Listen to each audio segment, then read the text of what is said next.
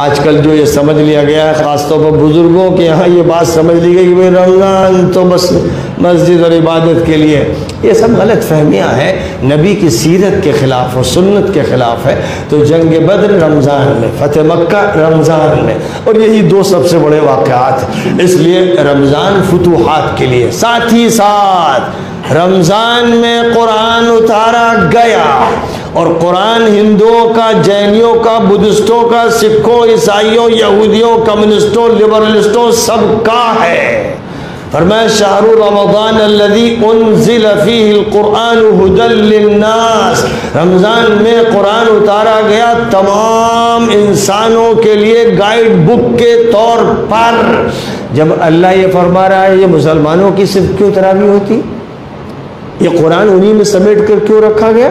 جب اللہ رمضان کی نسبت سے یہ فرما رہا ہے کہ پوری انسانیت کے لیے ہدایت نامہ، تو جتنے بھی لوگ مسجد سے تعلق رکھتے ہیں ان سے میں کہوں گا کہ کسی نہ کسی وقت ہندوؤں کو اور جو بھی غیر مسلم رہتے ہوں ان کو مسجد میں بلائیے، اور سب سے بہتر یہ ہے کہ ان کو افطار کرائیے کہ آپ ہمارے ہاں افطار کیجئے آ کر، اور تراویح جب ہو تو اس وقت آپ بیٹھ کے صرف سنیے، بیٹھ کے سنیے کہ ہمارے یہاں کس طرح جوانوں نے، بڑوں نے، بچوں نے قرآن یاد کیا ہے۔ دنیا میں جس کی مثال نہیں ہے، یہ ایک میریکل ہے، ایک معجزہ ہے، آپ بھی دیکھیے تاکہ آپ کے دل کو بھی ٹھنڈک اور نگاہوں کو سرور حاصل ہو۔ تو اس طرح جتنے بھی غیر مسلموں کو مسجد میں بلایا جا سکتا ہو بلایا جائے، ان کو پارٹی بھی دی جائے اور افطار بھی کرایا جائے، اور بیٹھ کے اچھی مجلسیں ہوں، بے تکلف گفتگو ہو، اسلام کا اور سیرت رسول صلی اللہ علیہ وسلم کا تعارف ہو۔ یہ وہ کام ہے جو چھٹے ہوئے تقریباً 200 سال سے، ان کی مار پڑ رہی ہے ہمارے اوپر۔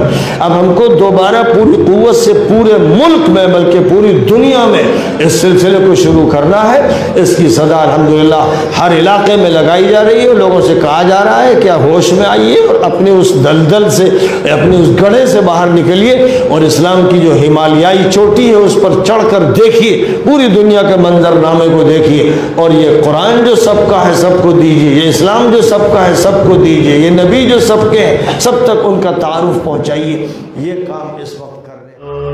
فامشي